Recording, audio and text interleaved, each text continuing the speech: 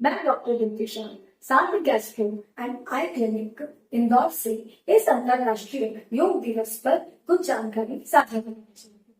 योग शब्द देखा जाए तो संस्कृत भाषा के युद्ध शब्द से लिया गया है, जिसका अर्थ होता है जोड़ना या फिर टू यूनाइट। योग एक आध्यात्मिक अनुशासन है जिससे हम माइंड, बॉडी और सोल तीनों को एक साथ केंद्रित करके अपने इस बहुमूल्य जीवन को स्वस्थ बना सकते हैं। देखा जाए तो आज की आधुनिक बीमारियों में डायबिटीज, ब्लड प्रेशर, अत्यधिक सिर दुखना बहुत ही कॉमनली देखा गया है। इन बीमारियों में योगा का बहुत ही महत्वपूर्ण योगदान रहता है। आंखों की दृष्टि से देखा जाए तो डायबिटीज के कारण डायबिटिक रेटिनोपैथी होती है, जिसमें हमारी आंखों के पर्दे यानी कि रेटिना पर कुछ खून के धब्बे बन जाते हैं।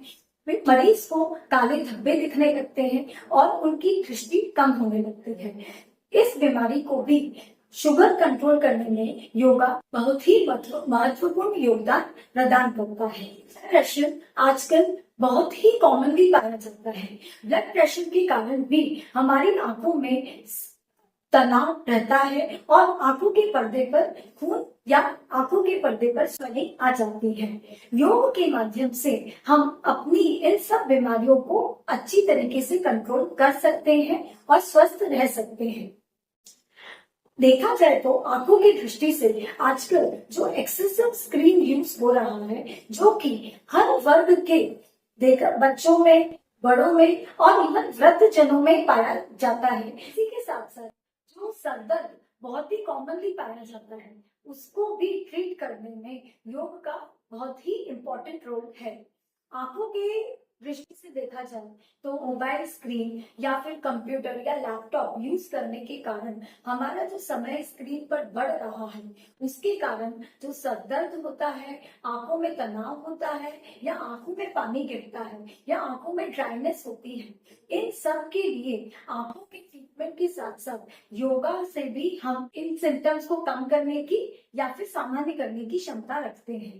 अंत में एज अ रेटिना स्पेशलिस्ट मैं यही सुझाव देना चाहूंगी कि आज की जो आधुनिक बीमारियां हैं, जैसे कि डायबिटीज, जिसका डायरेक्टली असर हमारी आंख की नस पर पड़ता है, उसके कारण हमें दिखना बंद हो जाता है या कम हो जाता है।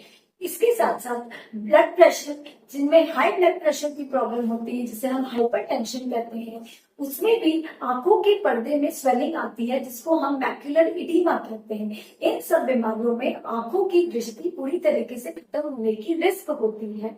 इसके साथ साथ थायराइड जैसी बीमारियां, जो कि हमारी आंखों में सूजन लेकर आ सकती है, और आजकल की महिलाओं में जो तनावग्रस्त माहौल हो रहा है, जिसके कारण सरदर्द और चक्कर जैसे सिम्टम्स कॉमनली पाए जाते हैं, उनको सभी को ट्रीट करने में योगा एक अहम भूमिका निभाता है।